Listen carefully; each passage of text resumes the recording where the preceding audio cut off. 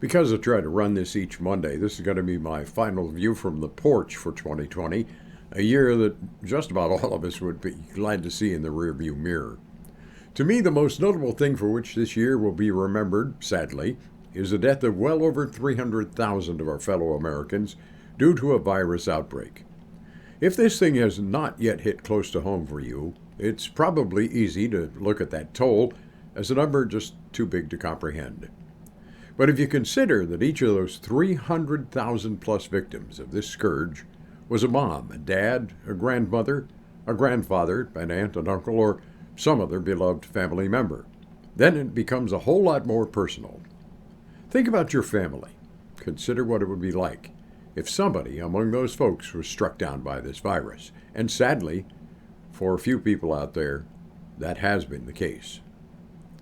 2020 will also go down as the year in which the economy was battered severely as a result of the pandemic. People lost their jobs. With that, their livelihood. For many of those folks, that job and the money that it brought in is not coming back. A lot of longtime businesses have gone by the wayside due to a lack of customers. In ways large and small, COVID-19 has changed forever the way our world looks and the way it works. There will be no return to what we call normal.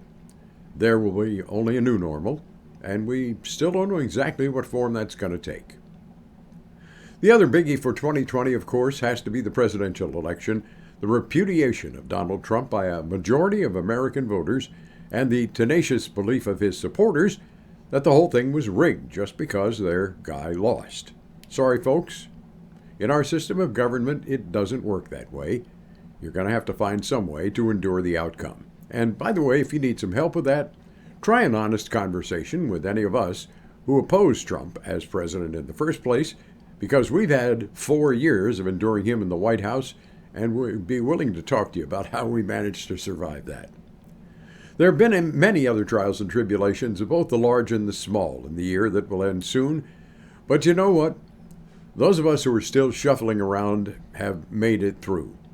Our nation, our government, bent and dinged up though they may be, still stand. I honestly cannot think of another place on earth where I would rather live out my remaining years. We have that, and we have each other. Now sure, there are problems, but we can handle them if we are willing to put our petty differences aside and work for a better day collectively. A new opportunity awaits starting January 1st. It's my hope that you'll join me in always striving to make it truly a happy new year.